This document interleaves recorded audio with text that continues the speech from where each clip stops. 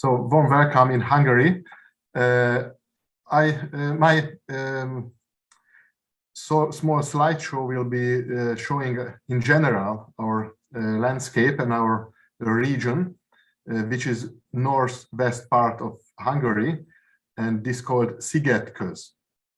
So the beginning of this landscape, it's really starts here by the Devin Gate, where the Danube entered the Carpathian Basin. Here meets two main mountains. Here start the Carpathians in Slovakia, and here where we are standing with the canoes, it is just the end of the Alps. So between these two huge mountains arrive the Danube to the Carpathian Basin with a huge amount of deposition ready alluvium.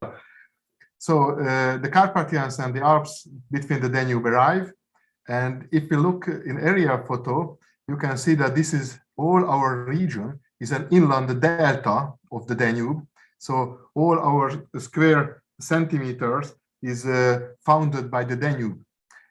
In our region, the minimum is 200 meters of alluvium, but there are some places where are 400 meters of sand, pebbles and mud are beneath us, and this is full of water and very, very clean, very good water. So the drinking situation here, we are just drinking mineral water from the taps in the houses, so it's a very good quality. And how is developing the landscape? By natural way, the sediment was taken down, and the first plants, the pioneers, are growing on the pebble reefs, and then comes the next stage. What András was mentioning, these are the willow bushes. So a huge area is covered with willow bushes, which are just original forests here. And then also the river are moving and always taking away the river sides. So the beach break down, and the island system is always migrating. So you can make a map, but this map will be useless after 20 or 50 years because new islands are developing in the floodplain. And even very high shores could be destroyed, like 4 or 5 meters, like you can see on these pictures. And at the same time, of course, many backwaters are developed, and these backwaters becoming the sanctuary for nature. So with a lot of very special species are living here, and there is the opportunity for these waters to be filled up with mud and with the branches beside the arms.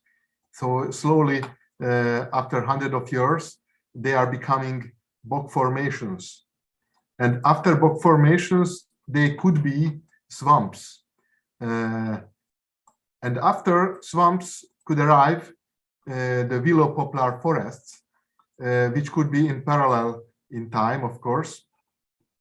And the change was made, and still the biggest changes are made with the floods.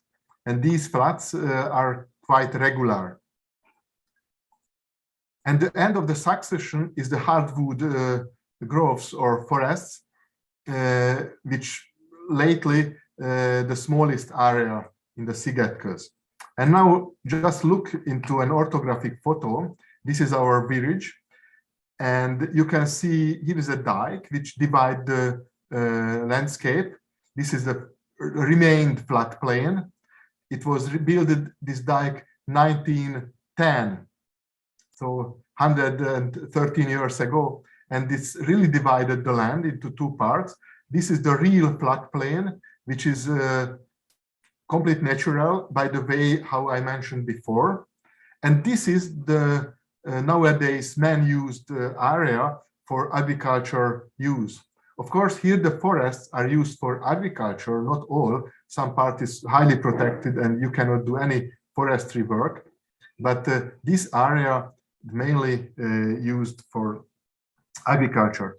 And if you look to the picture, you cannot find any square centimeter which wasn't built up by the Danube. So even the belt parcels, under the belt parcels, you can see the old Danube arms everywhere. So it's very fantastic and very precise and diverse system. Here, if we go even higher, you can see the different stages of the succession, like the pebble reefs, and the willow poplar forest, the hardwood forests, and the other swamps forests, and between the small and the bigger agricultural lands. And here is our biggest task in the last 30 years, that in 1992 was finished a hydroelectric power plant. Firstly, it was planned between Hungary and Slovakia, but finally it was finished by Slovakia only, and complete water was taken away to Slovakia. So it's caused 2.5 year disaster in our whole system. Everything was dried out. And in 1995, beginning of the year, was only the rehabilitation started. So now the situation is quite good, but everything is man-regulated. So all the water levels, everything man-regulated, except very, very extreme high floods when they give us more water. But what was the situation in the largest scale in whole Hungary? So 25% of the Carpathian Basin, not only Hungary, but the whole Carpathian Basin, was floodplain. That means every second or third year, it was flooded and covered with water. And our ancestors, 1,000 years ago, arrived here, and they had to find out a solution for this. And what they find is a very tricky way. Here are the main channels of the rivers which are arriving in the floodplain.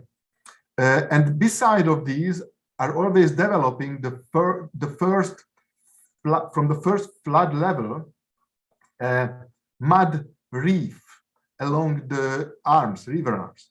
And they find it out if they open on it a mouth or a hole, which could be regulated with a gap, with a special wooden structure, they can take away, by this way, the flood level into the lowlands. And this lowland was filled up with the flood, with a lot of mud. They took out the grazed animals, and when the water came in, they closed back for at least 2 months. And in these 2 months, in this main river arm, the water went down, and the fishes which was taken out, they breed, they lay their eggs, and it was full of food for them. It was a real aquaculture system. Billions of tons of fishes was growing. And finally, when they were strong enough to go back to the river, they opened this mouth. But they put their nest. They take away the fishes, the big ones, and the small ones go back. So it became really full of fish, the big river. And finally, when the river get back the water from the lowlands by the channel, open channel, they started to graze. After 3 weeks of drying, they bring back the cattle for this land. And it's become a very fertilized, very, very fresh, very good fresh system. And it was 25% done by the Carpathian Basin. So if we calculate in square kilometers, it's about 90,000 square kilometers, is more, almost the same or more than the Hungarian size of now. So it was done not only in Hungary, but part of Romania and the former Yugoslavia and Slovakia or Czechoslovakia before, but that's complete was previous time Hungary. So that's big, bring a rich food supply for the Hungarians for almost 1,000 years. A lot of fish was there, and a lot of cattle could grow here. In 1 year, in average, in the Middle Age, time, 300,000 of cattle was taken from Hungary to Germany, like to Passau, Regensburg, even to Nuremberg.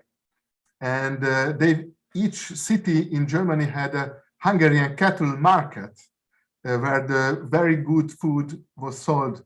So the Germans was growing from Hungarian meat. And even the Polish people and to the Italians, North Italy was eating this meat. The system was just the same in our area in Szigetköz. This is one of the last grazing animals, but joining the EU in 2004, this system almost collapsed, and only in artificial farms inside they are kept. Only very few part of Hungary the system remain. So let's say about 1% of the country is looks the same. But now we think the flood is against us, and it's a big problem for us. But previous time it wasn't like that. These people were flood resistant. They could live together with the flood. Their houses could be replaced very easily, and it was no problem for them. And even the agriculture was very circular. Like Professor Zoltán told, what is the goal? To be very circular and very local. It was complete MBS site. Hungary was the best example of MBS sites. Circular economy was everywhere. This picture is my favorite because it shows not only the family harmony, but this situation. And also the apples and the fruits. It was an extreme rich country of these. Only from apples, 600 different kind was cultivated, mainly in these floodplain area. And what was before the river regulations, very different underground water level, but very low was this. Very high flood water fluctuation, lot of fresh alluvium, raw fluid soils mainly, but in the Danube closed arms, it was very calcareous soil, more than